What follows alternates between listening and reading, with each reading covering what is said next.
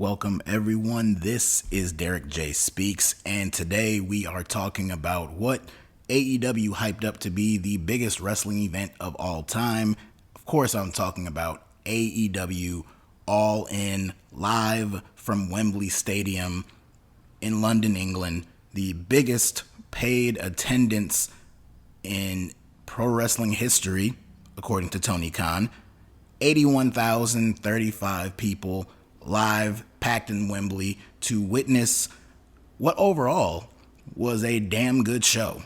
The biggest wrestling event of all time, maybe not, but top to bottom, this was a very strong AEW pay-per-view, capped off with an incredible main event between the two best friends, the AEW World Champion MJF and Adam Cole, who both competed way earlier in the night or day, I guess, depending on how you watch this and where you're from.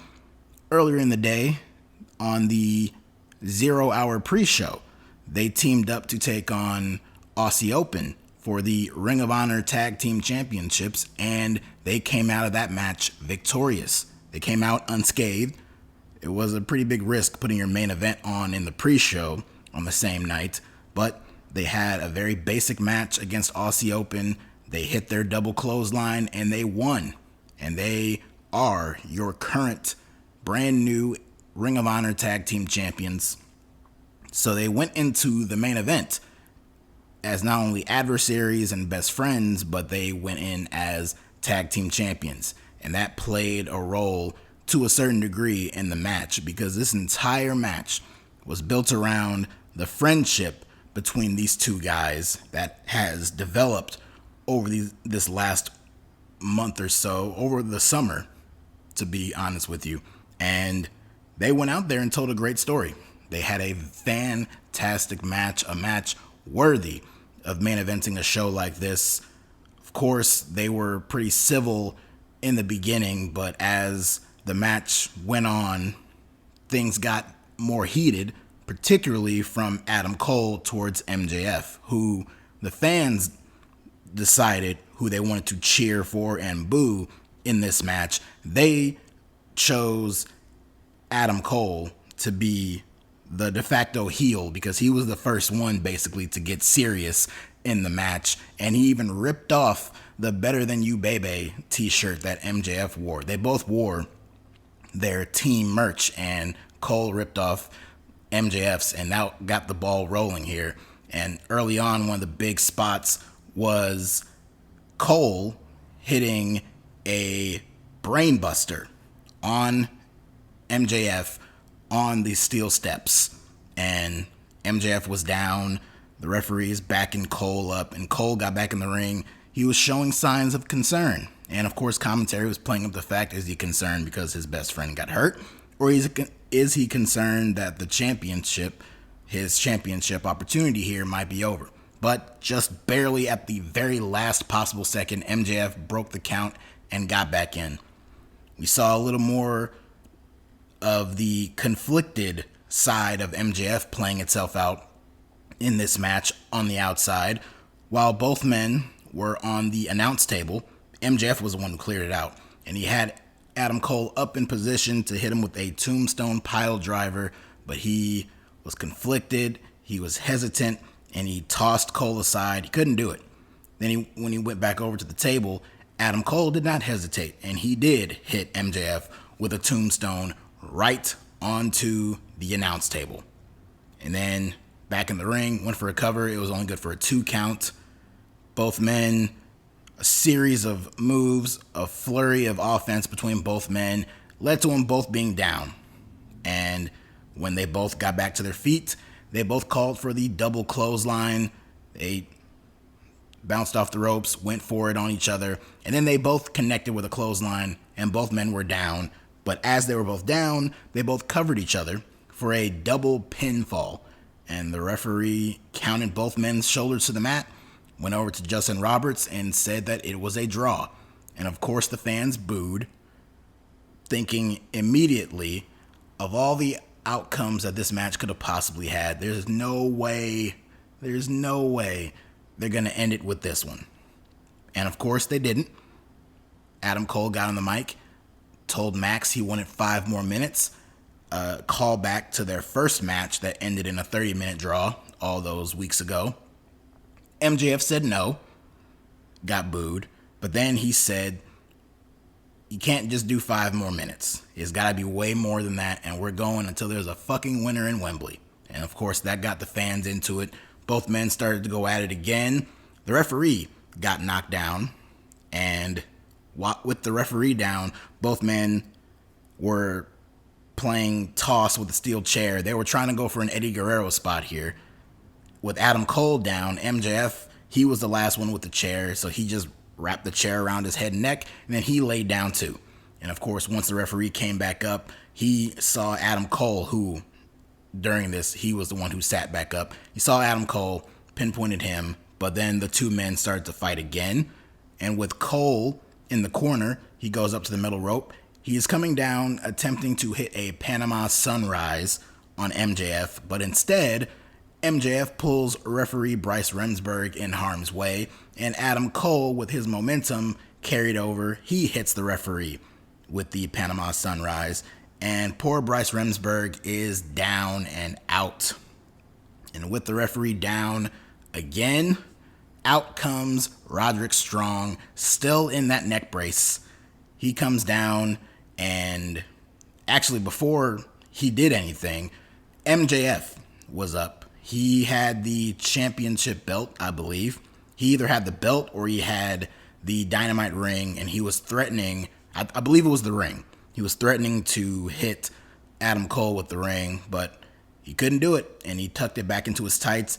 Then this brought out Roderick Strong. He low-blowed MJF from behind, and he went over around the other side of the ring, encouraged Adam Cole to go after him, which he did. Cole went up, hit the Panama Sunrise, came off the ropes, hit the boom, knee into the back of his head. MJF is down. The referee starts to stir and goes for a very slow count, and only good for a 2 count.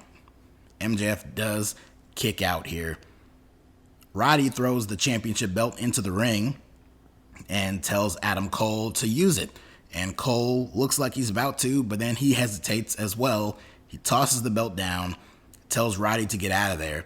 And then when he goes back over to MJF, MJF pulls him in for a small package and gets the win. And MJF retains the AEW World Championship. A few too many kickouts for me. There were some pile drivers, some Canadian destroyers in this match. A lot of big moves that should have ended it, didn't. And then the match instead ends with a schoolboy roll up. A little weak in that regard, but I can excuse it a little bit only because I liked the story that they were telling. They were clearly telling a story between both men. Both men were very hesitant to hurt the other one and do anything too shady. And they each hit crazy finishers on one another because at the same time they were still trying to put the other away to get the championship victory. But in the end, it was MJF who just barely outsmarted Adam Cole to get the win. After the match, Adam Cole was clearly upset. Roderick Strong came back out, and he was telling and encouraging Adam Cole to just lay out MJF with that championship belt and tear him down. MJF even stood up. He turned his back on Adam Cole and said, if you're going to do it, do it. Again, this was a callback to their match on Collision when they challenged FTR for the tag team titles. Cole did the exact same thing for MJF. And after that happened, MJF dropped the belt and the two men hugged. Well, we had a very similar scene here as Cole also dropped the belt and he instead embraced MJF, much to the chagrin of Roderick Strong, who stormed out and was comforted by Matt Taven and Mike Bennett of the Kingdom on the stage. So there was no real big involvement of Roderick Strong in the match in terms of the outcome, but he was still a piece and part of the story. So we'll see where that goes. But we got the match, we got a winner, and Somehow, some way, these two are still linked up. The friendship continues.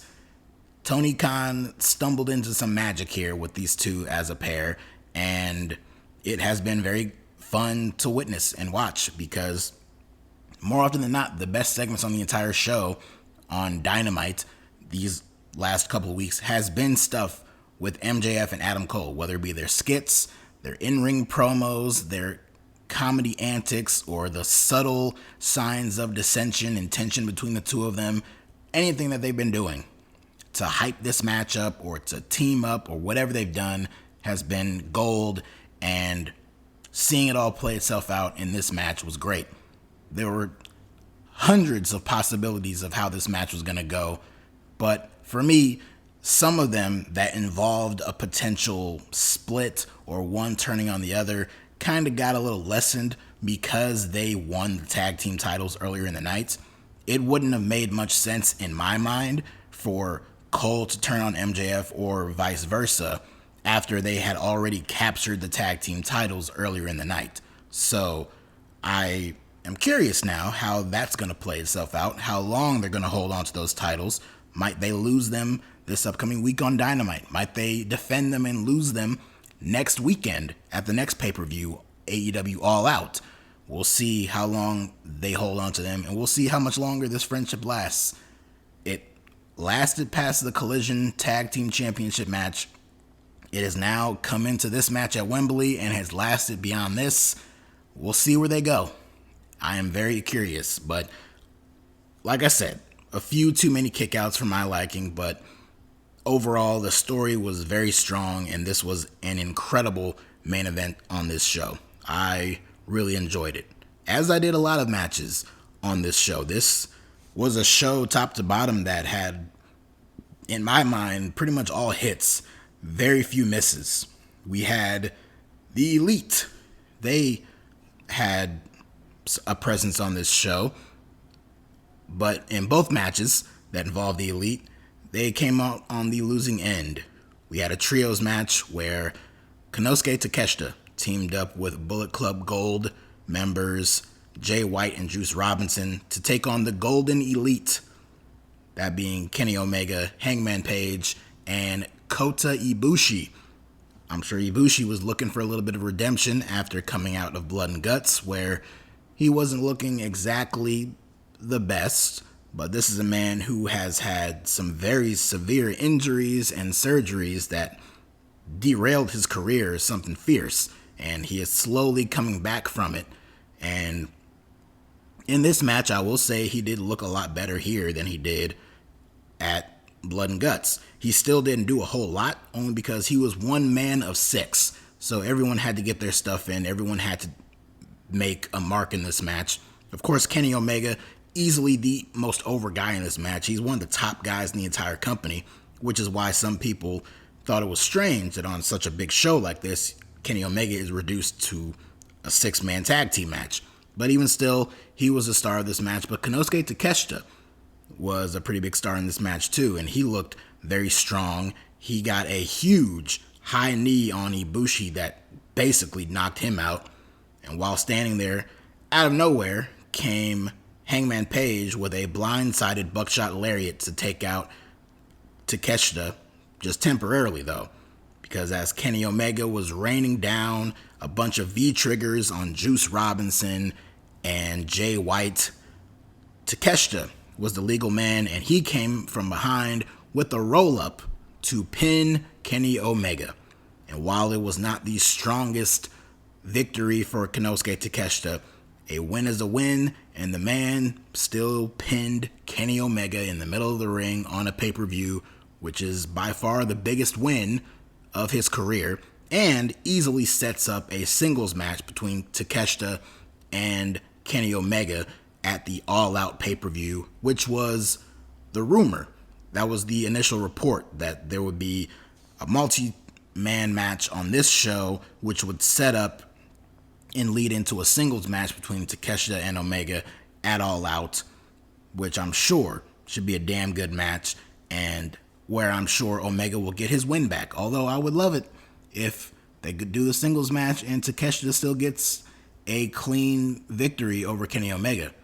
I would prefer he still get the victory over Kenny Omega. And Kenny, the story for him is to get his revenge on Don Callis.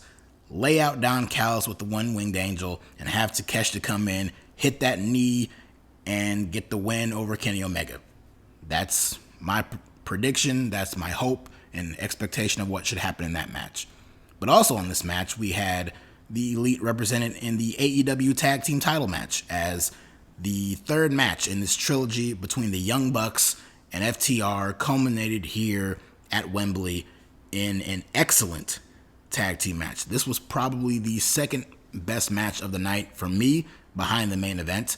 This was tremendous. Both members of FTR had on Brody, Bray, and Jay black armbands, so I thought that was very classy. But I will poke fun at FTR very briefly because there was a sign in the crowd that said "Fear the Revolver" in reference to FTR.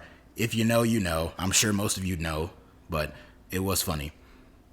But we got a lot of great tag team action in this match. FTR, man, they are legit. We all know the Young Bucks. I know they are a very polarizing team, but they are very talented and they know how to tell incredible stories, especially in these big time tag team matches like this one. FTR, they are on a hell of a run this year alone, let alone counting all these past couple of years. But this year alone, all the great matches they had with Juice Robinson and Jay White on Collision, and even the match that they had with Cole and MJF. Now again here on this show, they had a great match against the Young Bucks. A lot of callbacks to some of their previous matches took place here, and in the end, it was a shatter machine out of nowhere that got the win for FTR, which shocked me. I was not expecting FTR to win the tag team titles. Had you told me a few weeks ago, I would have gone with FTR, but after the news of Cash Wheeler and some of the things that is happening with him in his personal life, I thought that maybe Tony Khan would want to take the championships off of FTR so that could be dealt with a little easier, but nope, that was not the decision here. Instead, they retained the titles. They went for the handshake after the match, but the Young Bucks walked out and just didn't want anything to do with them. So I don't know. I don't think there will be a match between these two teams. It's possible, but this seemed like the finale to this series, and good on FTR for getting the win here. I thought this was a great match. We had another great match. We had some kind of garbage matches, only in terms of a bunch of weapons and stuff being used. We had Stadium Stampede, the first full capacity crowd Stadium Stampede match where the Blackpool Combat Club teamed up with Ortiz and the returning Mike Santana to take on Eddie Kingston, the Best Friends, Orange Cassidy, and of course, Penta El Zero Miedo. I mean, this was a good match. This was fun, but there was nothing in this match that was much different than what you would have seen at Blood and Guts or in Anarchy in the Arena or in the parking lot brawl on Rampage a couple weeks ago, or in a lot of matches like this, because quite frankly, we see far too many matches like this in AEW on a regular basis. It's not even saved all that much for the big pay-per-views or anything. It happens pretty frequently. And, you know, I think it was fine, but it was okay.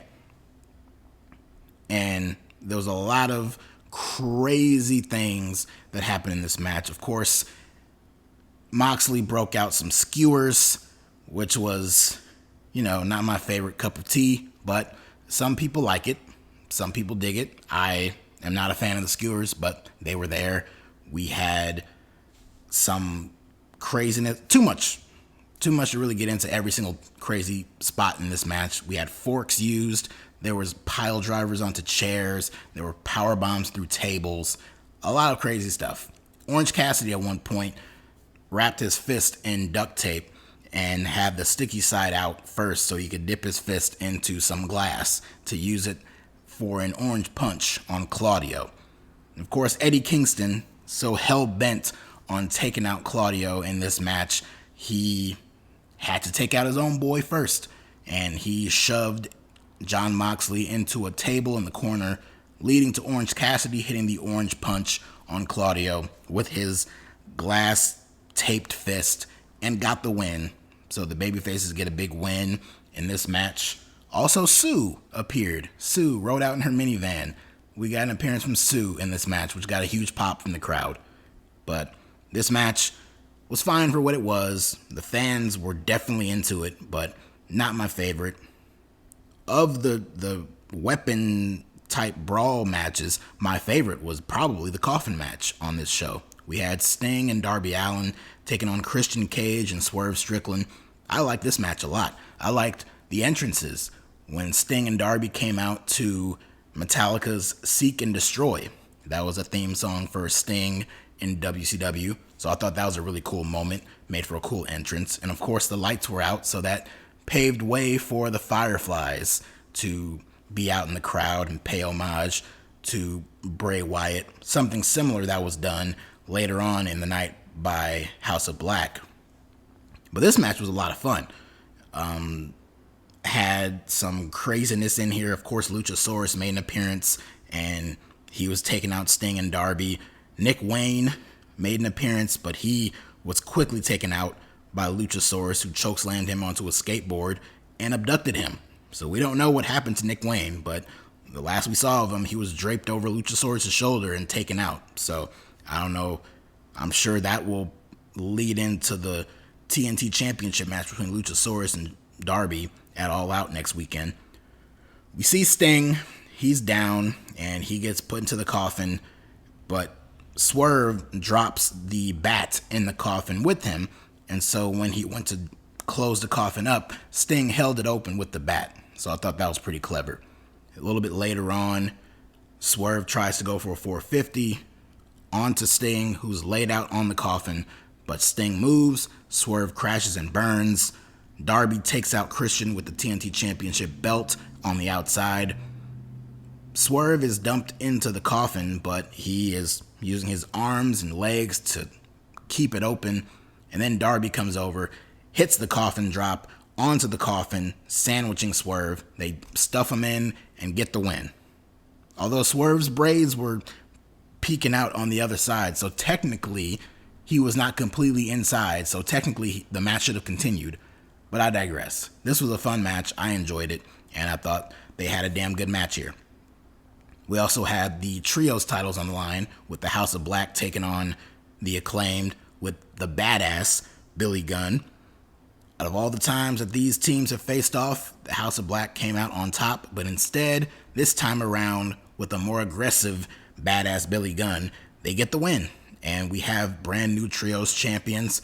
After the match, House of Black presented the titles to the Acclaim, and they did the whole scissor me daddy ass spot, and the fans popped for it. And this was a pretty good match too, probably the weakest match of the show, but it's still a pretty good match. We had what they called a dream match. I wouldn't call it that, but it was still a good match, that being Chris Jericho versus Will Ospreay. Jericho had Fozzy with him, and he even sung Judas as he was walking down to the ring. This was a match that was quite polarizing in that of all the options for what to do with Will Ospreay on this show, Chris Jericho was not the most likely candidate that people wanted to see him in the ring with. But Jericho had something to prove. They even incorporated that into the story behind the match, and he went out there and he did his damnedest to have a Jericho of old type of match.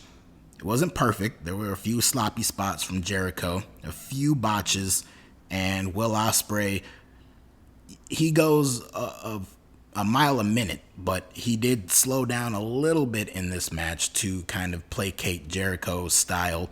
But I thought these two had a way better match than anything I could have expected. I knew that Jericho was going to go out there. The man had something to prove, and he was going to go out there and put on as good of a match as he possibly could. But it was even better than any expectations that I had for it. Throughout the entire match, Jericho was easily the heel. He even flipped off the crowd a bunch of times. the UK crowd firmly behind their fellow countryman in Will Ospreay. And Ospreay was attempting to go for the Stormbreaker a bunch of times. He finally did hit it, but it was only good for a 2 count. And then as Ospreay backed up into the corner, he removed his elbow pad, was setting up to hit Jericho with the hidden blade. But then Jericho got up and he kneeled up and he went face to face with Ospreay, so to speak, and he was motioning at his chin, basically egging him on to, if you're going to do it, hit me right here in the face, right in the chin. And he flipped him off. Ospreay came right at him with the hidden blade right to the face, got him up and hit him with another Stormbreaker and got the clean victory over Chris Jericho. After the match, Jericho was helped up by Sammy Guevara, who was out there in his corner, but then he shoved Sammy away. So we'll see if that leads to anything. But for Will Ospreay in this match, great match. Great stuff here. He brought out the best in Jericho, and Jericho held up his end of the deal. Like I said, not pretty, but this was still way better than anything I could have expected. And it was very nice to see Will Ospreay get the clean victory on this show. One match on this show that I was not expecting to like as much as I did, and it turned out to be a very cool highlight of the night, was the 4-way for the AEW Women's World Championship, as Hikaru Shida defended the championship against Britt Baker, Toni Storm, and Saraya. Saraya had a pretty cool entrance. She came out with Queen's We Will Rock You playing, escorted out by her family, which was a very cool moment. The match itself, very fun, and it became fun because of the story playing out with the Outcasts, with Toni Storm and Saraya. In this match, Saraya's mom was in the front row, and she helped Toni Storm take out Britt Baker. She was holding up Britt Baker for Toni to punch her and knock her down. And then as Toni backed up to deliver one final blow on Britt Baker, Britt ducks, and Toni unintentionally takes out Saraya's mother. And of course, the crowd starts a "you fucked up" chant. Saraya's pissed. She's taking out Britt. She's taking out Shida until it's just her and Toni. And the two of them start to go at it. They start to fight down.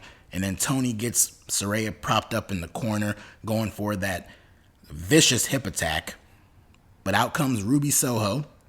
She runs down to the ring. She's pleading with Toni to not do this and trying to make peace here. But Toni don't want to hear any of it, and she knocks down Ruby. And then Ruby, she's pissed, and she storms off. So that was the last we saw of her. The finish of this match was pretty clever.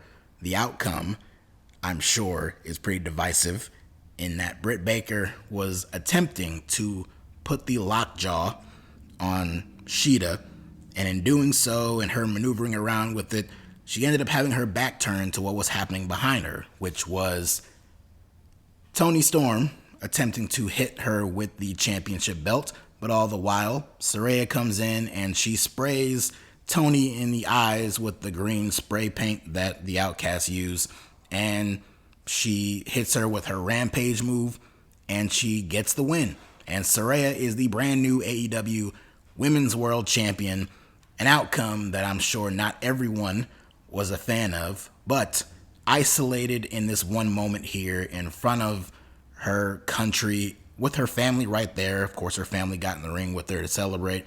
I thought it was made for a pretty cool moment. And the story that they were telling with Saraya and Toni Storm was the highlight of this match. And I thought it played itself out pretty damn well. So good stuff from the women on this show. It was the only women's match in the entire show. So it definitely was pretty good in that regard. And lastly, I'll talk about the opening match of this show. The opening match plus the final match of the pre-show.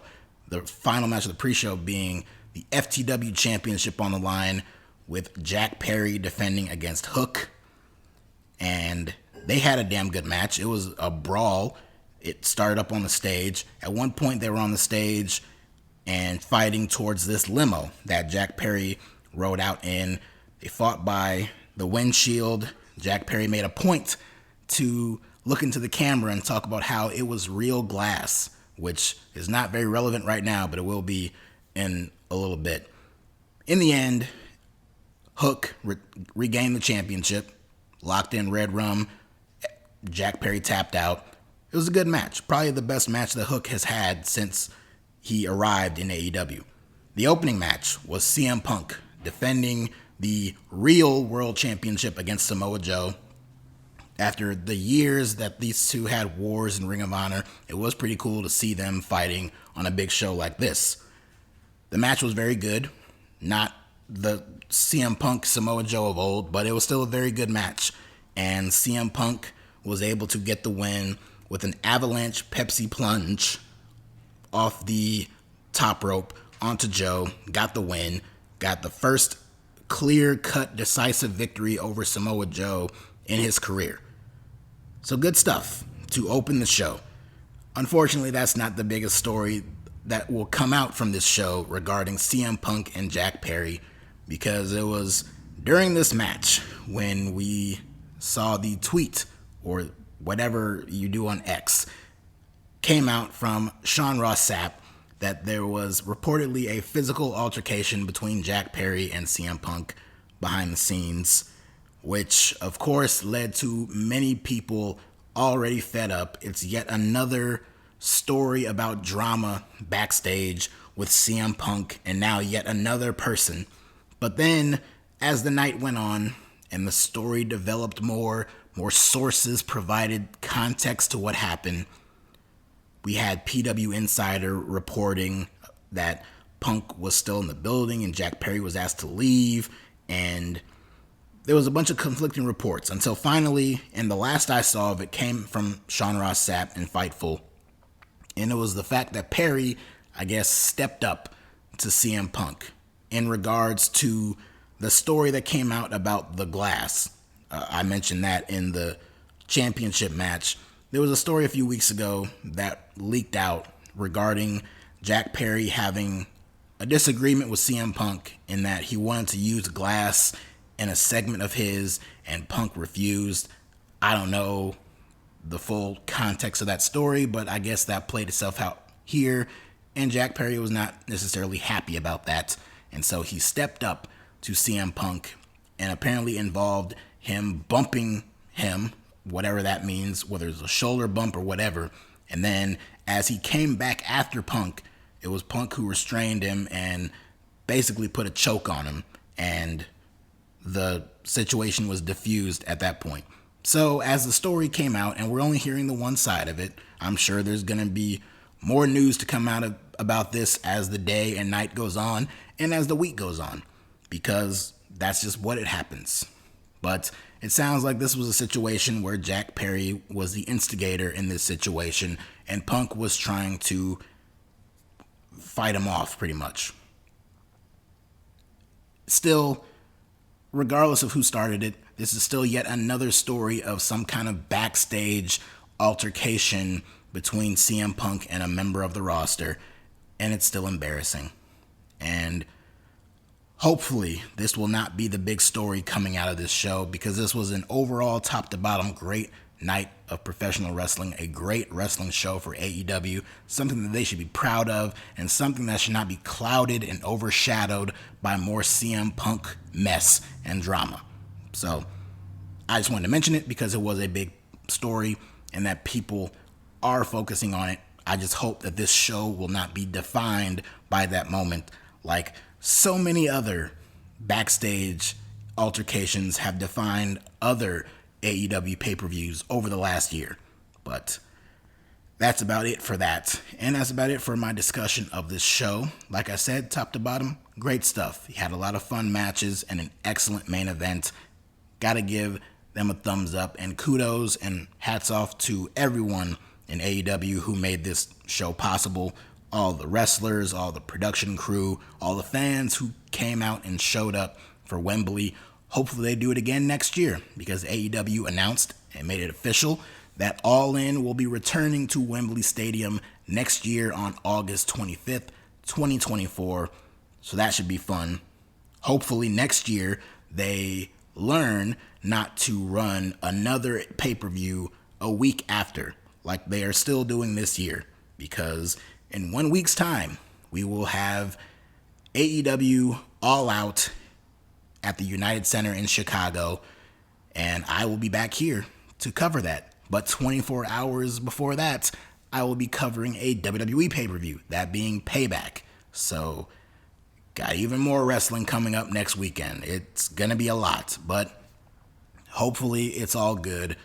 It's not terrible. It's not out of the realm of possibility. It's just preferred that we don't have two big pay-per-views back-to-back weeks from the same company.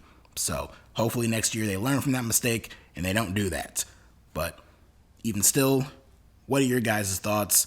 Leave a comment down below. And of course, as always, if you like what you see and like what you hear, leave a like, subscribe to the channel, and follow me on Twitter at DerekJ Speaks. Until next time, check you later.